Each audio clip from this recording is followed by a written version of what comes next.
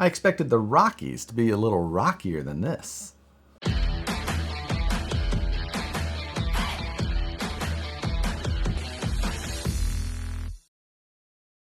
What's going on, everybody? Welcome back. This is the Road to the Rockies, where we're going to be building 3 new trucks for this year's Nationals to Us SORRCA competition. This is going to be the Rocky Mountain Regional Championships, hosted by TGH in Red Feathers, Colorado, June 2nd, 3rd, and 4th.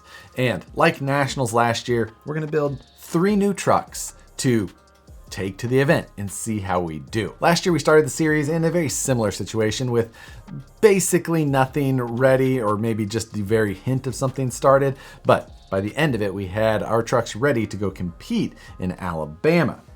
This year I'm even further behind than I was last year. We're gonna go over some of my plans for this year, some of the things that we did last year, what I like, what I wanna do different or better, and what I hope that I can get done this year. So let's start first with Class 1. This was my Class 1 build from last year. Now, this was a truck that I put in a ton of effort. A lot went into learning new techniques, and I think that was my most favorite part about it last year.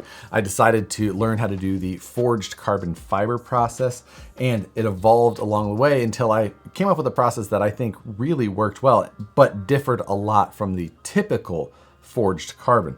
When I very first started, I started with the fenders, actually. I think it was this fender over here, but made a multi-piece mold, went through the typical forged carbon fiber process of loading a mold and then holding it under compression for 24 hours in a solid setup like that, and then coming out with parts that were finished. And they're incredibly strong, but they can also be pretty thick. You know, the nature of forged carbon fiber allows for some really cool features and uses and things like that, but also it's not the right application for everything. And I was trying to apply it for everything at first, but as we got further and further, I learned more and more. For this truck, I did forged carbon fenders, the cowl, the windshield, as well as the rear corners of the body and the tailgate, also kind of the roll pan section underneath of there. And then the sides of this were sheet carbon fiber that I CNC cut, and the hood is forged carbon as well, but in a very different way than the other parts. Now, I made a mold for this very similar to the other parts, but I only made 1/2 of the mold. And then from there, I actually poured a silicone buck that went on the inside.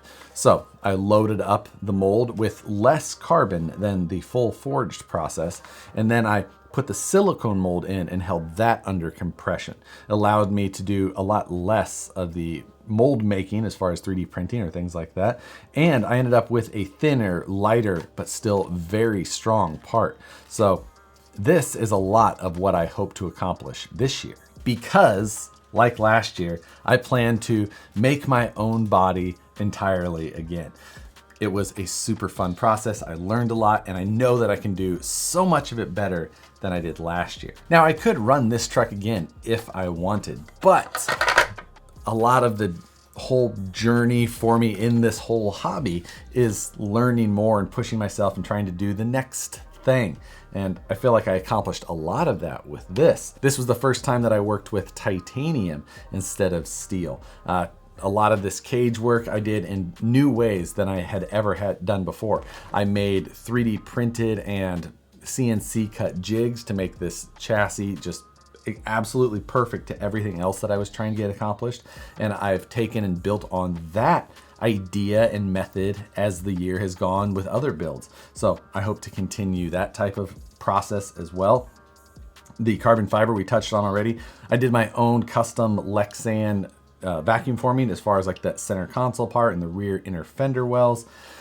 I feel like a lot of that is still something that I need to just continue working on and perfecting, making it just a custom build that's just even better than the time before. Now, the big thing is that this is a Jeep, and Jeeps are simple and straight and flat and whatnot. And this is still like a rudimentary version because I'm not a professional surfacer. So this was just what I felt like I could draw at the time, but I've learned more there also. However, I haven't learned so much that I feel like I can do a very complex design. But That's where all of this is going to kind of turn into a very different type of project, because this year what we're actually going to do is Matt and myself are going to work on the same project. Not one truck, but we're both going to build the same truck, but separately. He's going to build a version and I'm going to build a version.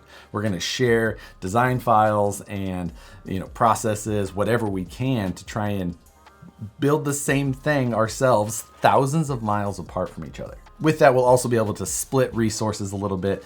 I can work on a lot of the design stuff. I'm sure we'll find things that Matt can help accomplish for me as well. Now, we're very early in the process of the Class 1 at this point still, so I'm not going to spoil exactly what it is until we get a little bit further and we can be very concrete on being able to achieve what we think we're going to be able to achieve. We were able to leverage some help from a video game designer, modder, friend of ours, and he was a massive help in trying to get the right starting point for what this project was. He completely course corrected our starting point from what we thought we were going to be able to do to something that was much higher quality and a much better place to start. And then he did some of the surfacing work for us, giving us a giant leap forward. If you're a fan of the game BeamNG, then you might know him already. His mods are some of the most popular in the crawling side of the game specifically. He goes by Nix on there and he's got a ton of really great work.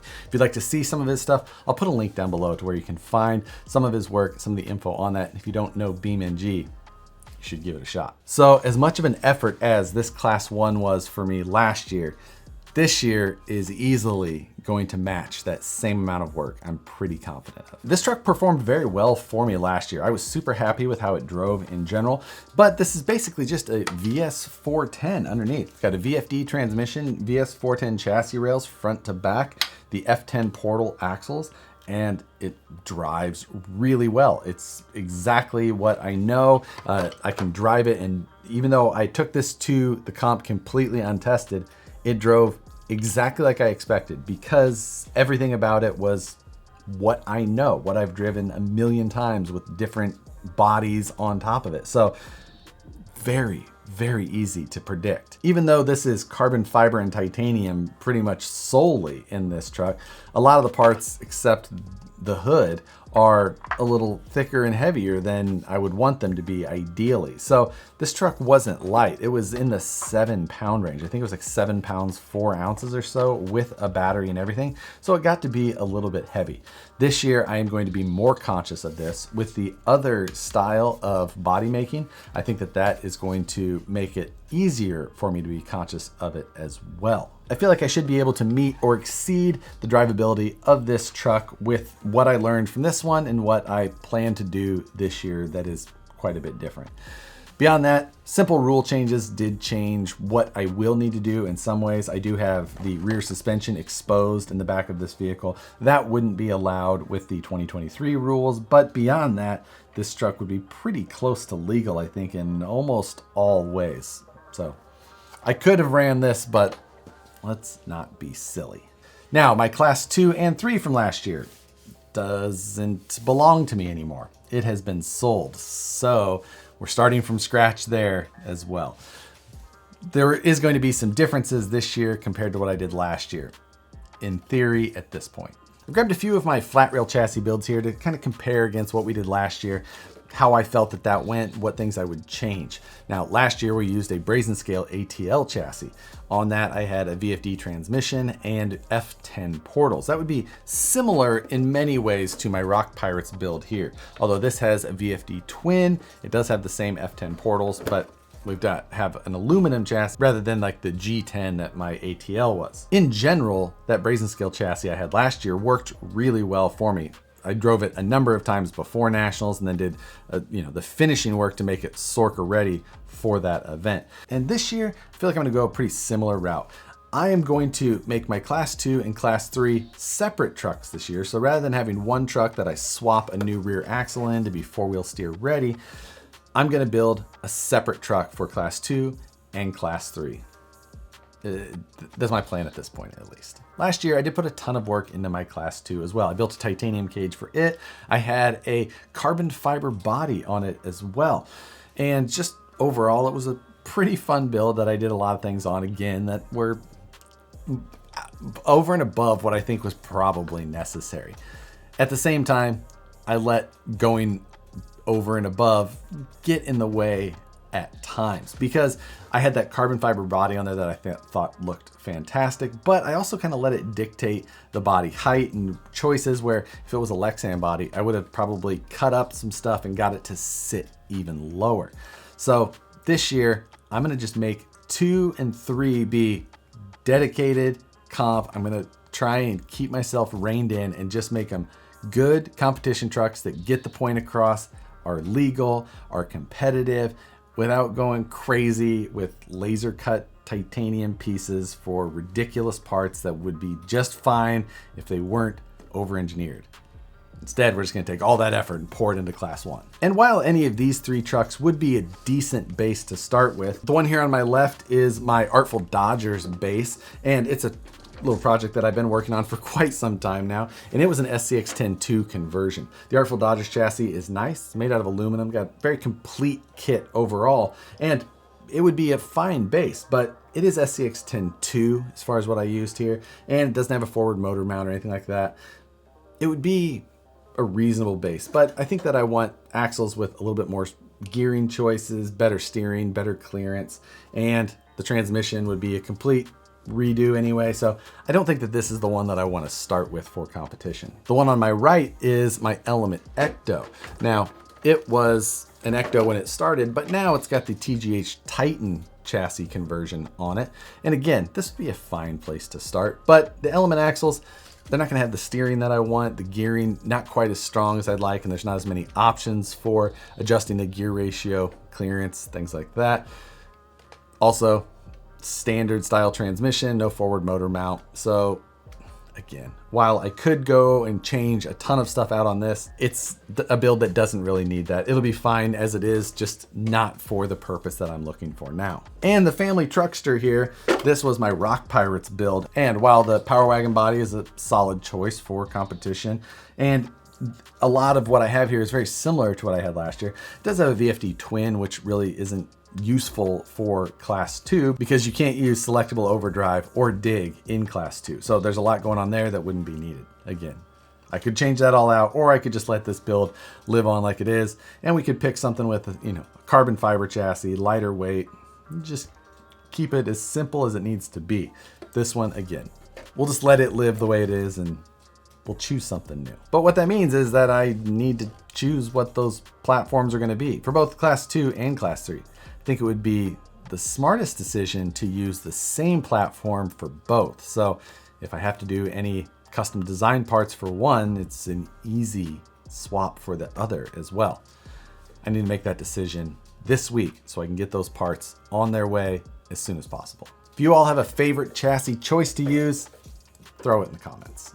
This is just the start of what is going to be a path of just long nights, a ton of work, probably a lot of investment, and in the end, hopefully something very unique. I will say that our choice for styling on the Class 1 project is unique. I won't say that it's never been done because I'm sure that it probably has, but I don't ever remember seeing it. So you've got some guesses of what off the wall idea we came up with. Drop them below. I highly doubt anybody's going to be able to guess what we're going for. If you've got specific things you'd like to see us do in this series, absolutely drop them below. Whether it be, more in depth on the process of the carbon fiber or the design side, deciding on our electronics or tire and foam choices, whatever it may be, put your comments below so we can help plan those out throughout the series. And if you're free and able to make the trip out to the event this June, absolutely try and put that on your calendar. Whether it's to just come spectate, have fun, do some trailing on your own, or if you still want to get in on the competition. I'll put a link to the competition event page in the description below. You can go check that out, see if it's got something for you. The event resort itself, tons to offer as well. Paddle boats and mountain biking, hiking, just camping on site, restaurants, everything. Worth the trip. I hope you guys are all ready for this one because a lot of sleepless nights ahead. With that, if you're looking forward to this series, you enjoyed the video, hit the like button, subscribe if you're not already, hit the notification bell so you see the videos as soon as they get uploaded. We'll see you next week for the unveiling of the new official Class 1 project.